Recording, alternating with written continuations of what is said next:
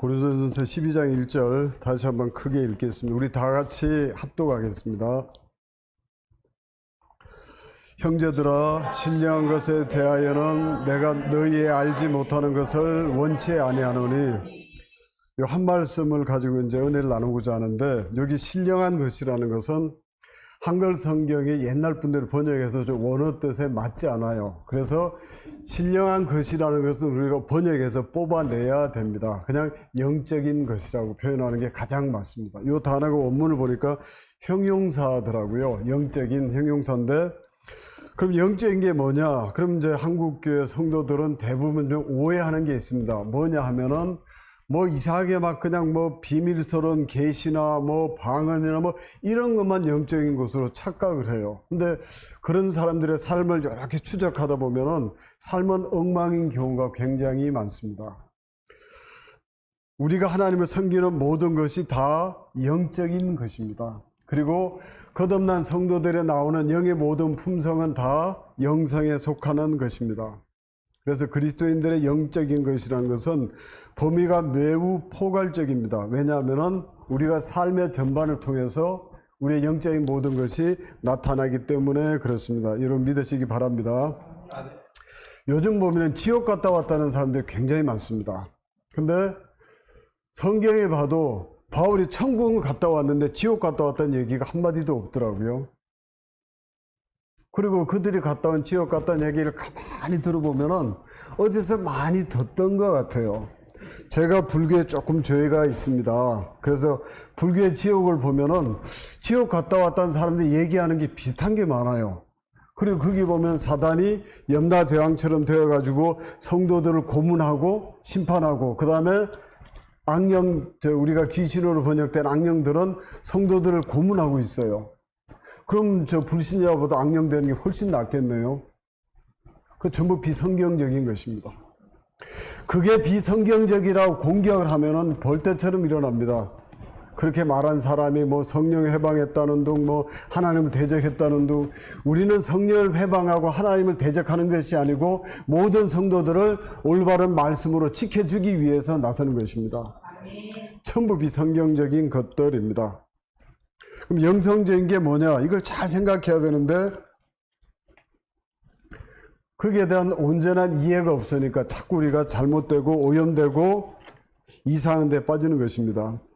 성경은 영적 생활의 모든 체험의 안내자와 인도자가 됩니다. 그리고 우리의 영적 생활의 옳고 그름을 평가하는 유일한 잣대는 오직 성경만이 유일합니다. 여러분 꼭 믿으시기 바랍니다. 그래서 우리가 성경을 올바르게 알고 성경이 말하는 영적 생활이 영적인 것이 무엇인지 알아야 올바른 신앙생활을 할 수 있고요. 그 다음에 아무리 영적이고 신비적이라고 주장을 해도 그게 성경하고 안 맞으면 어떻게 됩니까? 그걸 버리면 됩니다. 꿈을 좋아하는 사람은 꼭 꿈을 통해서 하나님 뜻을 찾으려고 해요. 어떤 사람이 저한테 이제 얘기를 하는데 꿈에 하나님은 그 길 가라고 그랬대요. 가니까 그냥 내내 몇 년 동안 고생만 하다 그만뒀습니다. 꿈보다 우리는 무엇을 믿어야 돼요? 삶 가운데 우리를 인도하시는 하나님의 인도하심을 확실히 믿어야 합니다. 우리는 졸고 잠자고 있고 우리가 때로는 신앙이 퇴보하고 시험에 들어서 죄악에 빠지고 있을 때도 하나님 늘 우리와 함께 하시고 우리를 도와주시고 늘 우리를 지켜주십니다. 만약에 시험 드는 걸 인간의 관점으로 하나님이 우리한테 시험 드시라 그러면은 24시간 시험 드세요. 우리는 뭐 하나님 늘 잘해주시는데 자기 보기에 좀 하나 못하는 것 같으면 시험에 듭니다. 근데 시험에 들어도 그냥 드는 게 아니고 온 동네방네 시험 들었다는 걸 나타내요. 교회를 안 나온다든지 괜히 뭐 여기저기 대해서 목사님이나 교회에 대해서 나쁜 말 하고 다닌다든지 내가 시험 당했다는 걸 좀 알아주기를 나타내고 있습니다. 그게 우리의 어리석음이죠. 그래도 하나님은 우리를 사랑하시고 함께 주십니다. 여러분 믿으시기 바랍니다. 그래서 우리가 영적인 걸 잘못 이해하면은 현실과 동떨어지게 돼요. 여러분 우리가 아무리 이상이 좋아도 현실과 동떨어진 이상을 가지면은 평생 몽상가를 지내다가 삶을 마감하게 됩니다. 우리의 삶도 육신을 입고 있는 이 삶을 떠나서는 영생이 나타날 수 없고 여기서 떠나서 나타나는 영성은 하나님 보시기에 전부 좀 이상한 것들입니다. 그래서 진정한 영적인 생활을 우리가 경험하려면은 그 기초가 거듭남에 있습니다. 여러분 믿으시기 바랍니다.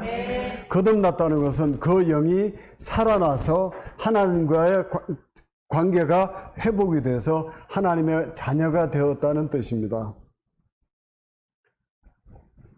하나님의 자녀가 되지 않은 사람들은 아무리 세상적으로 의롭고 선하고 자기 생명을 내어주는 일을 할지라도 하나님 보시기엔 유괴에 불과합니다. 여러분 기억하시기 바랍니다.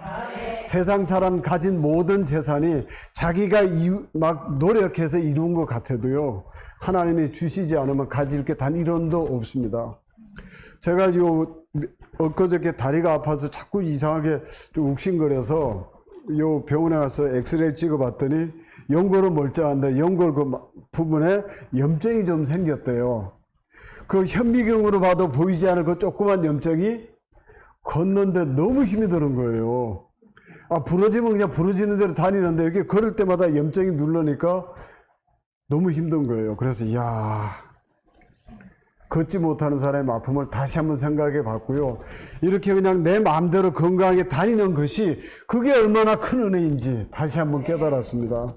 여러분, 내가 원하는 데 갈 수 있고 마음대로 먹을 수 있고 하고 싶은 거 할 수 있는 것이 하나님의 크신 은혜인 줄 알고 우리 늘 범사에 감사해야 됩니다. 그래서 우리가 신앙은 다 영적이고 신비한 거예요. 근데 우리 영성의 생각을 추구함에 있어서 늘 중심이 무엇이어야 되냐면은 철저히 성경 중심이 되어야 됩니다. 우리가 성경 중심대로 살고 말씀 중심으로 살아도 말씀 중심으로 안 살고 신비적인 것만 추구하는 사람들보다 더 신비적인 것을 경험할 수 있고 열매 맺을 수 있고 그 가운데 우리가 온전히 성장할 수 있습니다. 여러분 믿으시기 바랍니다. 그래서 그러면 영성이 뭐냐? 영성이 뭐냐? 여러분 핍박이 뭐라고 생각하십니까? 어떤 사람들 교회 와서 행동이 좀 모난 사람들이 있어요. 그럼 이제 본인이 고치고 반성을 해야 되는데 자기 고칠 생각은 안 하고 거기 좀 지적하면 내가 주의 뜻대로 살아보고자 하는데 핍박이 많다고. 그건 착각이죠. 그건 착각입니다. 자기 행동을 교정할 생각을 해야 되는데 교정할 생각을 안 해요. 이게 뭐냐면 자기 중심주의에 빠져 있는 것입니다. 근데 핍박이 뭐냐 하면요, 어떤 사람들은 나 예수님 믿었는데 지금까지 내가 핍박은 모르고 너무너무 잘 믿고 왔어요. 그 소리 들으면 제가 뭐라고 그랬습니까? 당신 예수 잘 못 믿었어요. 왜? 핍박이 무엇입니까? 거듭난 영이 하나님과 교제 가운데 하나님 뜻대로 자라가는 그 현상에 대해서 사단의 반응이 우리가 핍박으로 경험되어지는 것입니다. 그게 핍박이에요. 오늘날 내가 금요 예배 때 우리 임 목사님 설교를 통해서 막 은혜 받고 집에 갔는데 괜히 아이가 나를 건들고 남편이 괜히 나를 걸고요. 요게 이제 사단이 그 은혜를 뽑아내기 위해서 이렇게 장난을 치는 거거든요. 그럼 여러분 꼭 기억하십시오. 영적인 도전을 육적으로 반응하면 내가 받았던 은혜를 다 쏟아낸과 동시에 내 속에 있는 내 옛 모습이 다시 다 튀어나오는 것입니다. 근데 그걸 회복하기가 좀 힘이 들어요. 왜? 회개를 해야 되는데 회개가 잘 안 되거든요. 그래서 여러분 은혜 받고 내가 이제 막 이렇게 이제 은혜가 충만하면 옛날 우리 믿음의 선배님들이 이렇게 은혜를 쏟지 말라고 그런 말씀을 많이 했어요. 왜? 쏟으면 또 회복하기 힘들거든요. 그래서 꼭 기억하십시오. 영적인 내가 은혜를 받았는데 그걸 빼기 위해서 사단이 도전하면 영적인 거나 딱 이 감지가 되면 철저히 영적으로 반응해야 됩니다. 내가 예수 한번 잘 믿어보려고 그랬는데 오늘 내가 못 참아. 그럼 다 끝난 거예요. 은혜 다 쏟아붓고 자기의 모습만 보여주는 것입니다.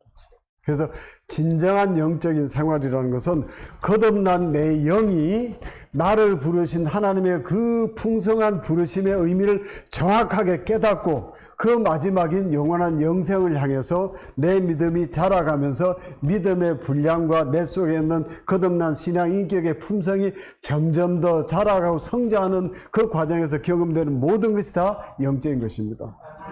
이게 영성생활의 핵심이 되어야 됩니다. 그러니까 영성생활의 핵심에 들어간 사람들은 뭐가 바뀌냐면은 삶의 가치관이 180도 바뀝니다. 그전엔 철저하게 자기 중심으로 살았는데 지금은 누구 중심으로 살아요? 철저하게 그리스도 중심으로 살아갑니다. 내가 예전에 그리스도 밖에 있을 때 그 모든 것이 아무런 가치가 없음을 정확하게 영적으로 깨닫게 되는 거예요. 그때서야 비로소 나에게 영적 분별력이 생깁니다.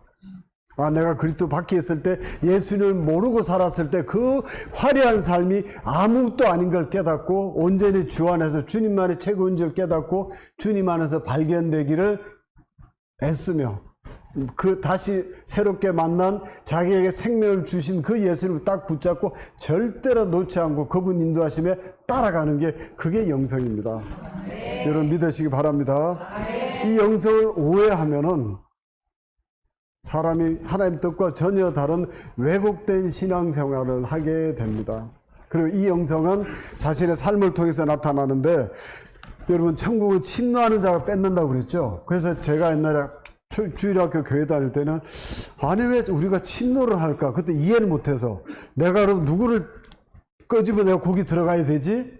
어릴 땐 그렇게 생각했는데 그게 아니더라고요. 하나님께서 모든 사람에게 공평하게 천국은 심은 대로 거두게 하신 거예요. 누구든지 다 자기 거로 만들 수 있는 기회를 공평하게 주셨습니다. 그래서 우리는 믿음 있는 사람이 뭐냐? 믿음이 뭐예요? 여러분 어려울 거 없습니다. 하나님께서 구원이 완성되면 내게 주어질 그 영광의 부르심의 기업을 미리 땡겨보고 거기에 딱 투자하고 올인하는 게 그게 믿음이에요. 믿음의 분량에 따라 100% 섬기는 사람이 있고 50% 섬기는 사람이 있고 10% 섬기는 사람이 있지만 다 하나님 보시기엔 귀한 분들입니다. 자식이 훌륭한 자식이 있고 좀 못난 자식이 있어도 다 귀하고 못난 자식이 더 손이 가죠. 하나님께서 10% 있는 사람 더 다 똑같이 사랑하시지만은 동일하게 다 똑같이 보시는 거예요. 그래서 우리가 영성을 정확하게 알면은 하나님께서는 우리의 영성이 삶 가운데 내게 육신의 생명이 있는 그 기간 동안만 나타나게 하십니다. 이 세상 떠나면 다시 영성을 맺을 열매의 기회가 주어지지 않습니다. 그리고 삶을 떠난 영성도 전부 그게 허황된 것입니다. 왜냐하면 성령께서는 이 세상에 있는 세상 것 가지고 육적인 걸 가지고 영적으로 심게 하셔서 영원히 거두게 하십니다. 세상 것을 가지고 육을 위해서 심는 자는 썩어진 것을 거두고 성령의 인도하심에 따라 하나님과 예수님과 하늘나라의 영원한 영생을 위해서 심는 자는 영원한 생명을 거두게 됩니다. 여러분 기억하시기 바랍니다. 성령께서는 나의 영성을 드러내기 위해서 무엇을 하시냐면은 자아를 깨뜨리십니다. 제가 임 목사님 말씀 중에 가장 이렇게 막 제 가슴을 탁탁 치는 말씀이 뭐냐면은 정말 신부단장은 자아파세다. 그 성경적인 거예요. 자아가 깨지지 않고는 신부단장이 되지 않습니다. 왜? 세상에 가진 게 많고 세상에서 얻을 게 많은 사람은 천국이 그만큼 소망이 없어요. 여러분 북한에 제가 중국 선교를 한 10년 이상 했잖아요. 중국 신학교 강의를. 근데 지금 그 중국 지도자 때문에 다 쫓겨나서 못 들어가고 있는데 그거 가면은 북한에서 온 사람을 만나면요. 북한 사람들은 지금 적그리스도 치하에서 있는 것 좀 생각하고 신앙생활 하니까 아주 극도의 환난과 고난 가운데 막 그냥 긴장 가운데서도 그 사람들 유익이 한 가지 있어요. 뭐냐면 천국을 소망하고 산다는 거예요. 우리 한국은 분당이 뭐 천당 바로 밑이 분당이라면서요. 웃기는 말로. 지금 우리가 사는 생활이 완전히 천국이에요. 천국이 별로 필요 없습니다. TV 보면은 맨날 젊은 애들이 나와서 그 이쁜 애들이 이슬만 먹고 살 것 같은 애들이 막 배 터지게 먹고 먹방을 합니다. 이게 전부 종말적인 현상입니다. 우리 눈앞에 보이는 세상들이 전부 종말 향해서 달려가고 있어요. 이럴 때 신부단장을 해야 되는데 우리도 그게 너무 좋아 보이거든요. 육신의 자랑, 안목의 자랑, 이생의 자랑, 안목의 정욕이 너무 우리 속에 그냥 가득이 있기 때문에 자꾸 천국이 안 보이는 거예요. 그래서 신부단장이 안 되는 것입니다. 성령께서 신부단장 하기 위해서 맨 먼저 하시는 게 내 자아를 깨시는 겁니다. 내 자아가 깨져야 내가 무엇인지 주제 파악을 해야 영성생활을 할 수 있어요. 그래서 제가 웃기는 좀 우스갯말로 자기 자신을 잘 못 보는 사람한테 네가 꼭 읽을 책이 있다. 그게 뭐냐? 주제 파악의 지름길이라는 책이다. 물론 그 서점에는 없습니다. 우리가 저기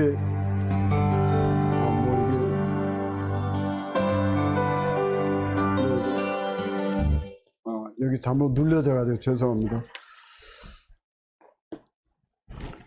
예수님 처음 믿으면요, 믿음이 뜨거워져요. 아, 좋습니다. 근데 뜨거워진과 함께 뭐가 비례로 올라오면은 교만이 올라와요. 그래서 자기의 관점으로 다른 사람을 보기 때문에 자기처럼 뜨겁지 않으면은 믿음이 좀 자기 아래로 봐요. 자기가 기준이 되기 때문에 모든 게 자기 눈으로 보니까 다른 사람이, 그러니까 자기 자신을 돌아볼 틈이 안 생겨요. 그래서 교만해지는 거예요. 어떤 사람 보면은, 아, 내가 과거에 이랬다고 엄청 많이 자랑을 해요. 근데 현실은 빈깡통이거든요. 아무 의미 없는 것입니다. 성령께서 먼저 뭘 깨닫게 해주시냐면은, 예수님이 십자가에 못 박힐 수밖에 없는 내 자아가 무엇인지, 너의 죄인된 실존이 무엇인지를 보게 해주셔야 비로소 내가 자아가 깨지는 계기가 되는 거예요. 여러분, 가끔 제가 그 청년들 집회 나가면 그런 얘기를 합니다. 너 예수의 피 맛을 아냐고. 그게 뭔 말인데요? 네 죄값이 예수님 피 흘린 거야. 예수님의 그 두 어깨에 내 죄가 되신 분이에요. 그래서 성경 고린도전서 5장 21절입니까? 좀 기억이 정확하지 않는데 디도스 2장 14절에 보면 아마 그게 맞을 겁니다. 예수님 내 죄가 되셨어요. 왜 내 죄가 되셨습니까? 내 죄를 해결하기 위해서. 그걸 내가 깨닫고 십자가를 붙잡을 때 비로소 내 자아가 깨어지게 되고, 아, 이게 내가 이런 존재였구나. 그래서 좌절 절망하게 되고 예수님 십자가를 딱 붙잡고 새로운 내가 생겨나는 것입니다. 여러분, 성지순례 가면 사진 찍기 바쁘죠? 우리 둘째가 저보다 성지순례 먼저 갔다 왔어요. 걔는 이스라엘 연구하러, 국가돈 받아서 연구하러 갔다가 예루살렘 가서 성지순례 했대요. 그것도 아버지가 또 시기 질투할 수 있으니까 언제 한번 가봐야 되는데, 오래전에 목사님들 많은 분이 골고다 올라갔는데 한 분이 거기서 무릎 꿇고 울고 있어요. 그래서 왜 우시냐고, 이 좋은 데 와서. 물론 그렇다고 해서 안 우는 분이 은혜가 없다는 게 아닙니다. 여기서 예수님 내 죄가 돼서 죽으셨다는 걸 생각하니까 너무 감사해서 눈물이 난다고. 그 체험이 온전한 영생의 시작이 되는 것입니다. 영원하신 하나님의 아들 인간의 몸을 입고 이 세상에 오셔서 십자가에서 내 죄가 되셔서 내 죄를 대신 책임지시고 해결하신 그분이 예수님이에요. 그 흘리신 피가 내 죄의 값이기 때문에 거기에 사죄 경험을 하는 사람은 온전히 예수님의 피가 무엇인지 그 의미를 깨닫게 되지요. 그때 성령께 내 부족한 내 자신을 드러내고 주여 저를 불쌍히 여기시옵소서 하면 거기가 비게 되지요. 세속적인 게 비게 되고 이제 세상적인 게 깨지니까 포기하게 되니까 그때 하늘께 채워지면은 이제 비로소 온전한 영생이 거기서부터 시작이 되는 것입니다. 아멘. 여러분 믿으시기 바랍니다. 아멘. 거듭난 사람이 가치관이 완전히 180도 깨어질 때 예수님 믿는다 이게 다 되는 게 아니에요. 믿고 이 경험을 할 때 온전한 영생이 시작되는 것입니다. 이 과정에서 우리는 삶에서 진정한 성령의 인도하심과 그 풍성한 하나님의 은혜와 부르심이 무엇인지 잘 깨달아는 거예요. 그래서 이 삶은 어디서 통해서 나타나야 되면 네 가지 통해서 나타나는데 첫 번째로 내 자신의 영적인 성장을 통해서 나타나야 합니다. 처음에 저 사람은 예수님 믿어도 막 인격이 뭐가 나가지고 자꾸 부딪히는데 어느 날 그가 이 은혜 체험을 하고 나서 달라지는 거예요. 옛날에 그 사람은 자꾸 이게 다툼이 생기는데 그땐 다음에는 그 변화되고 난 다음에는 오면은 자꾸 화목해지고 다른 사람을 격려하고 덮어주고 감싸 안고 그리고 자신을 헌신하고 희생하는 거로 바뀌는 거예요. 그리고 저 사람을 통해서 다른 사람이 예수님의 그 모습을 자꾸 느껴지는 겁니다. 이게 영적인 거예요. 이해하시겠습니까? 본인은 대단히 영적이고 막 입만 열면은 막 그냥 영적인 거 은혜 얘기하는데 그 사람의 모든 영적인 거 은혜는 거 입에만 머물러 있는 사람 전혀 영적인 사람 아닙니다. 그 삶이 육신을 입고 지상에서 걸어다니는 그 삶의 인격이 바뀔 때, 주변 사람이 그걸 느껴질 때 저 사람이 영적인 성장을 하는 것입니다. 이런 믿으시기 바랍니다.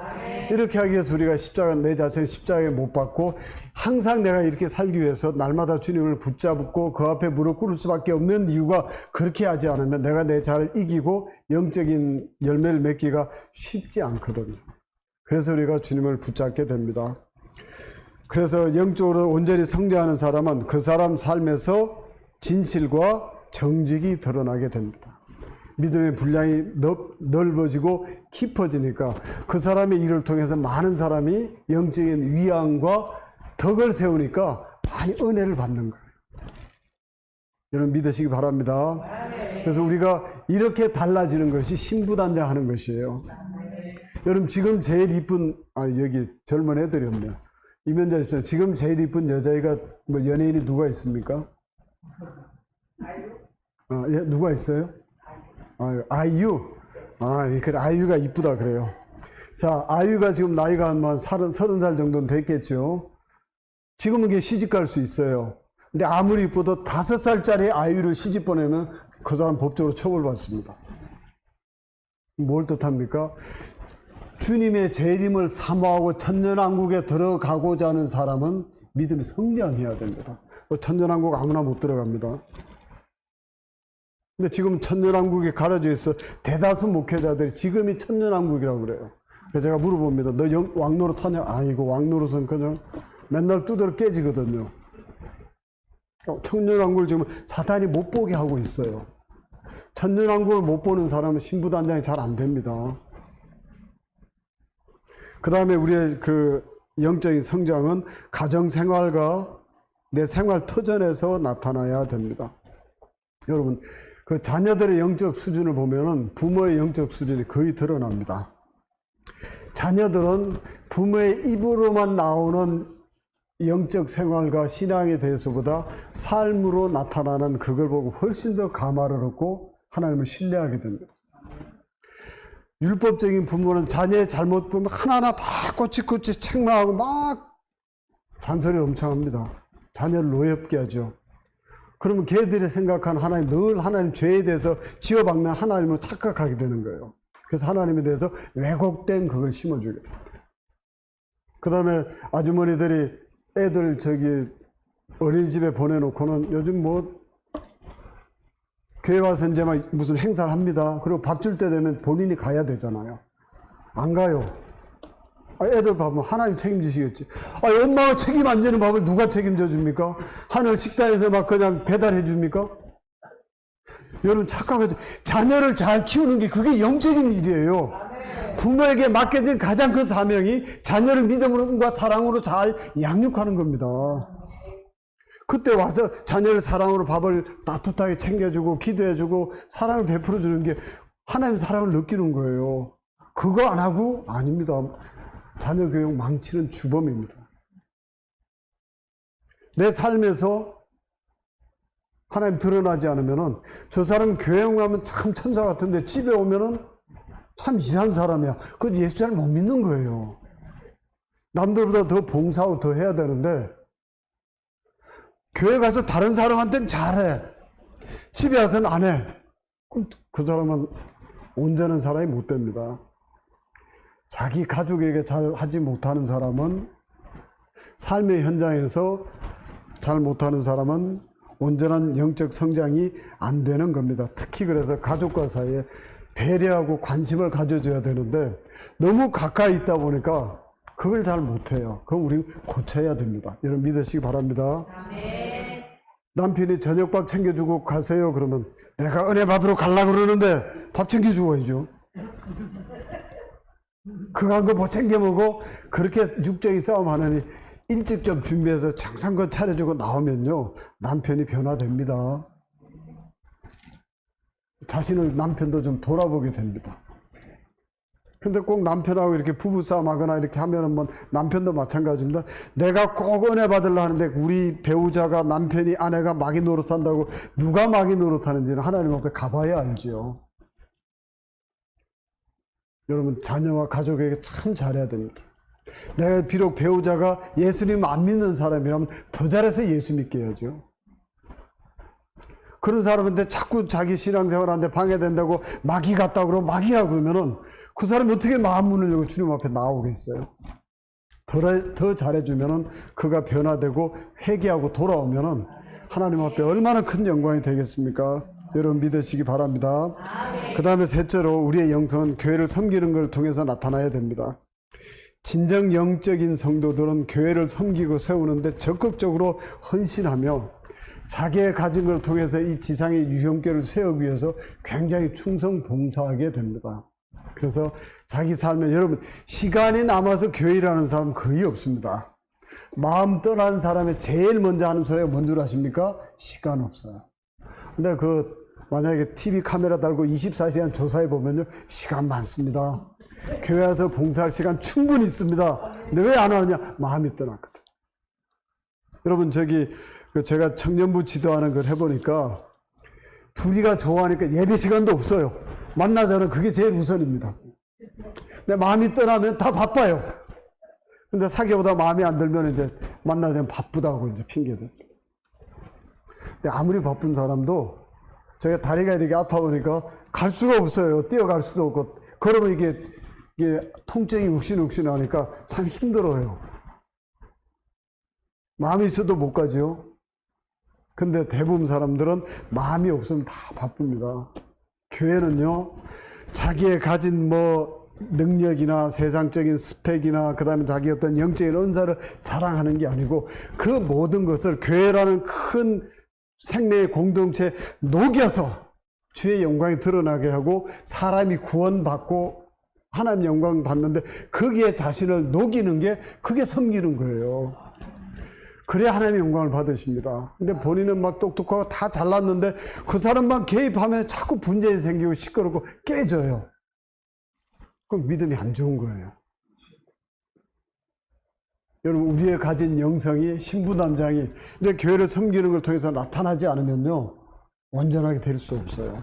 지상의 유형교회는 성도들의 헌신을 통해서 구원의 방주 역할하고 세상에 하나님 말씀을 선포하고 진리의 기둥과 토로 사명을 감당하는데 그 모든 게 필요한 게 뭡니까? 목사님을 중심으로 일치단결해서 자신의 모든 걸 다 녹여서 교회가 성장하는 자양분이 되게 하는 신앙생활이 온전한 영적 신앙생활입니다. 이런 믿으시기 바랍니다. 그 다음에 넷째로 어디에 나타나야 되냐면은 이제 세상에서 나타나야 됩니다. 옛날에 어떤 교회, 요즘은 이제 잘 없는데 제가 20대만 해도 간혹 교회에 귀신 들린 사람들이 많았어요. 아마 그때 임 목사님 가셨으면 다 쫓아냈겠죠. 저는 그런 체험이 많지 않아 가지고 여러 가보지 못했는데 외국에서 공부하고 오신 목사님이 계셨는데 거기에 담임을 부임을 하셨습니다. 그 자매가 귀신 들리는 이제 목사님 초청해서 갔어요. 그래서 이제 가면 이제 막 찬양하잖아요. 막 할렐루야 그러고 마귀들과 싸울지라 막 찬양하고 이제 하다가 목사님 말씀을 전하고 귀신아 나가라 그러니까 그 귀신이 좀 더 연습하고 와. 이분이 궁금했지 영적인 조금 그게 부족한 거예요. 그러니까 옆에 듣고 있던 장로님이 감히 귀신이 주의 종이 얘기하는데 안 나간다고 막 뭐라 하니까 너는 저울이나 속이지 마 이 나쁜 놈아. 이 사람이 약장사인데 저울을 속이게 막 속이는 거예요. 그럼 그건 거짓의 삶이고 영생의 삶이 아닙니다. 진정한 영생의 삶은 교회 안에서나 가정에서나 세상에서나 동일하게 똑같이 진실함으로 나타나야 됩니다. 무슨 시장에서 싸움하는 사람이 별거 아닌 이익 갖고 막 멱살잡고 싸우다 하니까 누구의 장로 누구의 집사였대잖아요. 이게 실제로 있는 일입니다.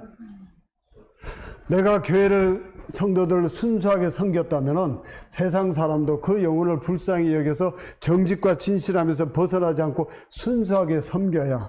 자, 여러분 하나님께서 여러분에게 맡겨주신 게 다 성직입니다. 내가 지하철 영문으로 하나님이 나에게 그 일을 맡겨주셨으면 그 일을 최선을 다하는 게 그게 영적인 일이에요.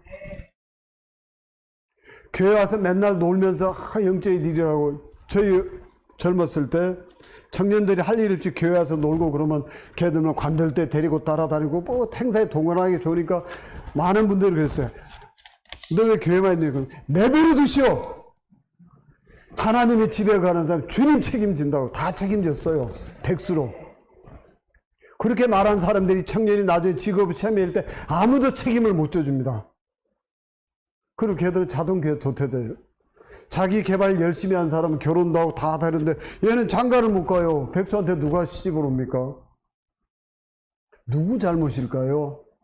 그들에게 잘못 가르친 사람과 잘못 이해한 그들이 책임을 지는 거예요. 심은 대로 거두지 그게 절대로 새로운 게 없습니다. 우리는 영육간의 모든 일이 어떻다고요? 심은 대로 거둡니다. 지금 내가 신부단장하면서 좌파에서 하면서 영적으로 심어 놓고 주님을 기다려야 그 주님을 영접할 수 있어요. 근데 한국계 많은 사람들은 주님 영접하면은 여기에 모여서 날짜 딱 정해서 북치고 장구치고 흰 옷 입고 춤추면 영접하는 줄 알아요. 92년 10월 28일 날 주님 오신다고 해서 제가 91년도에 주일학교 성경 교재를 제가 예수님 다시 오신다 교재를 4권을 만들어서 했어요. 예수님 92년 10월 28일 날 예수님 다시 오신다. 3자로 거짓말, 2자로 농담. 한국말을 끝까지 들어봐야죠. 받드 그러나 예수님 다시 오신다. 여러분 삶이 온전히 변화돼서 주님을 사모하는 거죠. 그리고 그 집회 끝나서 돌아가면 여전히 옛날의 자기예요. 그리고 여기 와서만 주님 재림 사모해요. 주님이 얼마나 힘드시겠어요. 여러분 주님의 재림을 사모하고 계십니까 지금? 거의 때가 다 됐습니다. 주님의 재림이 가까워지면 가까워질수록 거짓 온갖 이단 사설 거짓 풍설이 그냥 엄청나게 많이 돌아다니고 있습니다. 이때 참으로 귀한 분들이 진정한 생명의 말씀을 먹여주는 종말 종들이에요. 그 종말 종들이 세워지기 위해서 지금 많은 연단과 훈련 가운데 힘에 겨운 사역을 감당하고 있습니다. 이럴 때 우리가 진정한 영성 생활은 내 자아 파쇄를 시작으로 해서 전인적으로 삶의 모든 영역에서 열매를 맺어야 그게 온전한 신앙생활이고 영적인 생활이라는 꼭 기억하시기 바랍니다. 그리고 그 영적 생활의 모든 기준은 뭐라고요? 성경입니다. 그래서 누가 무슨 소리 했는데 성경이 없는 소리야. 내가 지옥 갔다 보니까 지옥이 뭐 95단계 몇 단계로 돼 있는데 어디 가니까 몸이 찢어지고 뭐 그냥 몸이 이렇게 올라갔다가 죽었다가 또 다시 살아나서 또 계속 반복하고 있다. 그 공상이지요. 그런 지옥이 어디 있습니까? 그런 사람들이 온 게 초청받아 많은 영혼들 미혹하고 있어요 지금. 이럴 때 우린 믿음을 굳게 말씀에 뿌리내리고 말씀 가운데 온전히 성장해야 됩니다. 그리고 내가 몸 담고 있는 내 육신이 살아있는 내 삶의 현장에서 많은 사람들이 나를 보고 변화된 걸 느끼고 하나님께 영광 돌리는 그런 열매를 맺을 때 하나님이 영광을 받으십니다. 여러분들 복받은 성도들입니다. 믿으시기 바랍니다. 이제 앞으로 우리 임 목사님께서 정말의 귀한 종으로 지금도 쓰임 받고 계시지만은 앞으로 귀하게 쓰임 받으실 거예요. 여러분 같이 그 목사님 사에게 합심하고 협동해서 내 자신을 비워서 희생함으로 여기서 정말 구원의 방주 역할을 하는데 하나님의 미랄로 온전히 다 쓰임 받으시기를 주의 이름으로 축복합니다. 기도드리겠습니다. 하나님 감사합니다.